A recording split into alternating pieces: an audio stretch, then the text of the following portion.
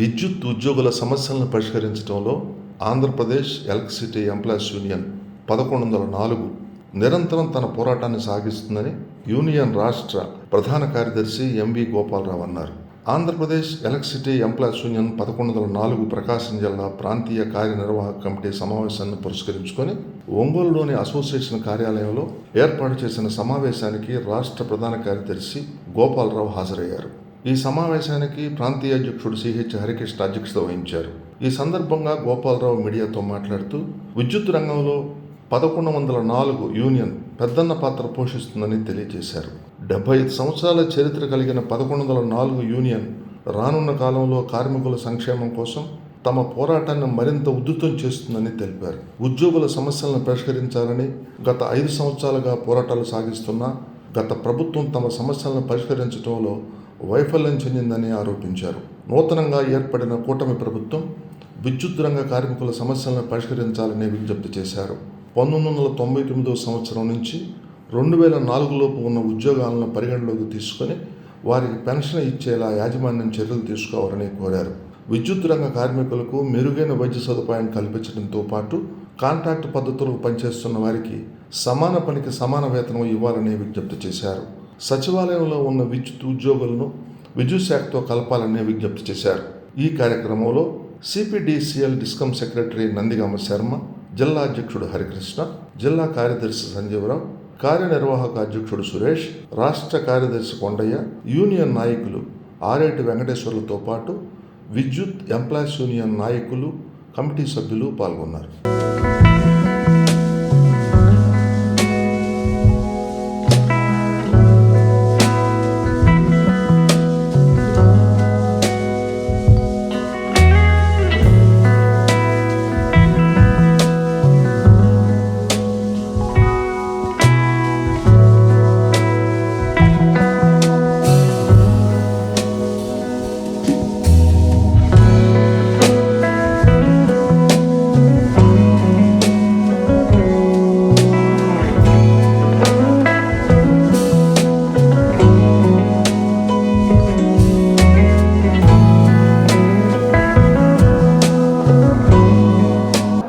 రంగంలో పెద్దన్న పాత్ర 1104 యూనియన్ పోషిస్తుంది.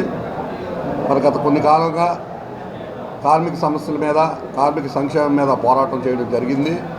75 సంవత్సరాల చరిత్ర గల యూనియన్ ఏ రాజకీయ పార్టీకి కూడా పొత్తు లేకుండా కార్మికులే నాయకులుగా ఉంటూ కార్మిక సమస్యల మీద పోరాటం చేస్తూ కార్మిక హక్కుల్ని తీసుకొచ్చే పద్ధతిలో గౌరవించుకునే విధంగా ఈరోజు యాజమాన్యానికి మా వంతు 100% సహకారం అందించి ప్రభుత్వానికి, యాజమాన్యానికి, అలాగే వినియోగదారులకు కూడా మెరుగైన సేవ అందించి అన్ని చోట్ల కూడా మేము ప్రశంసలు అందుకుంటున్నాం. మా 1104 యూనియన్ విద్యుత్ రంగంలో బాధ్యత గల యూనియన్.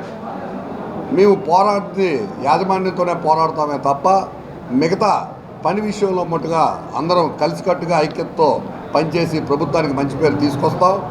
ముఖ్యంగా ప్రధానమైన డిమాండ్లు మరి ఈరోజు యాజమాన్యం ముందు ఉంచాం. గత కొన్ని సంవత్సరాల నుండి చర్చల ద్వారా కొనసాగుతున్నాయి. అవి కార్యాచరణకు ఇంకా రాలేదు. గత ప్రభుత్వంలో మీ అందరికీ తెలిసిన విషయమే.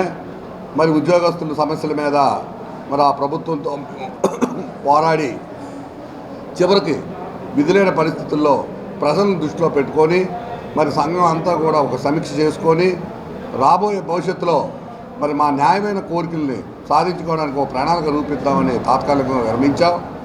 ఏదేమైనప్పటికీ కొత్త ప్రభుత్వాలను స్వాగతిస్తూ మరి ఈ కొత్త ప్రభుత్వం ద్వారా అయినా మా న్యాయమైన డిమాండ్లు సాధిస్తామని ఆశతో 1000 కళతో ఉన్నాం. మరి 1/2/99 నుండి 31/8/2004 వరకు కూడా ఎవరైతే ఎంప్లాయీస్గా ఉండి రిటైర్ అవుతున్నారో వాళ్ళకి పెన్షన్ సదుపాయం లేదు. మరి స్టేట్ గవర్నమెంట్లో 2004 నుండి పెన్షన్ సదుపాయం లేదు. ఈ విద్యుత్ రంగంలో 99 నుండే పెన్షన్ సదుపాయం లేదు. కాబట్టి on par with state government employees లాగా మాకు కూడా 31/8/2004 వరకు ఉన్న ఎంప్లాయీస్ అందరినీ కూడా పరిగణలో తీసుకొని పెన్షన్ సదుపాయం కల్పించమని న్యాయమైన డిమాండ్ యాజమాన్యం ముందు ఉంచాం. దాని మీద ఆల్రెడీ ప్రాసెస్ మొదలైంది గత ప్రభుత్వంలోనే. మరి ఈ ప్రభుత్వం కూడా స్పందించి ఆ డిమాండ్ అతి త్వరలో బయటికి ఇస్తారని ఆశతో చాలామంది కార్మికులు చూస్తున్నారు. మరి మీ మీడియా ద్వారా మరి మేము ప్రభుత్వానికి యాజమాన్యానికి కూడా తెలియజేస్తున్నాం. మరి అలాగే మెరుగైన వైద్య సదుపాయం కావాలని అడుగుతున్నాం. ఆల్రెడీ ఒక వ్యవస్థ అంటే ఒక ఆఫీస్లో పనిచేసి మరి ఏదైనా అనారోగ్యమైతే వైద్యం కోసం ఇబ్బంది పడే పరిస్థితి. ప్రైవేట్ కంపెనీల్లోనే మెరుగైన వైద్యం అందుతుంది. గవర్నమెంట్ సెక్టార్లో పనిచేసి కూడా కొన్ని హాస్పిటలే ఆథరైజేషన్ ఇచ్చి కొంత లిమిటే ఇవ్వడం వల్ల ఒక ఉద్యోగస్తుడు ప్రమాదానికి గురైతే ఇబ్బంది పడే పరిస్థితి. మాది 24/7 నిత్యం డ్యూటీలోనే ఉంటాం. ప్రమాదకరమైన డిపార్ట్మెంటు, లైన్స్లో పనిచేస్తాం. కాబట్టి ఇటువంటివి ఏమి జరిగినా సరే తక్షణమే స్పందించి అన్లిమిటెడ్ వైద్యం ప్రతి ఉద్యోగస్తుడికి కూడా అందివ్వాలని యాజమాన్యం కోరడం జరిగింది. దాని మీద కూడా చర్చలు ట్రాన్స్కో యాజమాన్యంతో జరిగాయి. మరి అవి కార్యరూపంలో బయటకు రావాలన్నది మా కోరిక. మెరుగైన వైద్య సదుపాయం కల్పించాలన్నది అందరం కూడా కోరుకుంటున్నాం. మరి 2022లో వేతన సవరణలో యూనియన్ నాయకులతో అగ్రిమెంట్ ఒకటయ్యారు. టీఓ వచ్చేటప్పటికి కొన్ని మార్పులు జరిగాయి. మరి ఏదైతే మాతో అగ్రిమెంట్ జరిగిందో మా ఒప్పందం ప్రకారము టీఓ ఆర్డర్లను తక్షణమే మరి యాజమాన్యం నుండి బయటకు రావాలని ప్రభుత్వం ఆదేశాలు మనకు జీవో రూపంలో బయటకు రావాలని మీ తరఫున కోరుతున్నాం. మరి కాంట్రాక్ట్ లేబర్ అన్నది గత ఎన్నో సంవత్సరాల నుండి డిపార్ట్మెంట్లో పనిచేస్తున్నారు. మరి వాళ్ళకి ఇంతవరకు కూడా సమాన పనికి సమాన వేతనం మేము ఎన్నిసార్లు అడిగినా సరే చూస్తామంటున్నారు తప్ప దాన్ని జీవో రూపంలో ఇవ్వలేదు. ఇప్పుడైనా సరే డైరెక్ట్ పేమెంట్ వాళ్ళకి ఇవ్వాలని, అలాగే కొన్ని పోస్టులు వాళ్ళకి కేటాయించి రిక్రూట్మెంట్లో వాళ్ళకి క్రమబద్ధీకరణ చేసినప్పుడు కొంత శాతం వాళ్ళకి ఇంపార్టెన్స్ ఇచ్చి వాళ్ళకి వితౌట్ ఎంట్రీస్ క్రమబద్ధీకరణ చేయాలన్నది కూడా సీనియారిటీ మీద వెయిటేజ్ ఇచ్చి మా తాలూకా ప్రధానమైన డిమాండు. అలాగే వాళ్ళకి ఎరియర్స్ కూడా ఇంతవరకు ఇవ్వలేదు. కాంట్రాక్ట్ లేబర్కి ఎరియర్స్ కూడా ఇవ్వాలని మీ తరఫున కోరుతున్నాం. మీడియా తరఫున మీరు అది తెలియపరచాలని కోరుతున్నాం. అన్నిటికీ మించి ఎనర్జీ అసిస్టెంట్లు అన్నవి రాష్ట్రం మొత్తం కూడా రిక్రూట్మెంట్ జరిగాయి. ఈరోజు విద్యుత్ రంగంకి వచ్చేటప్పటికి అటు సచివాలయంలోనో ఇటు విద్యుత్ రంగంలోనో రెండు వైపులు కూడా పనిచేసి మరి కార్మికులు ఇబ్బంది పడే పరిస్థితి ఉంది.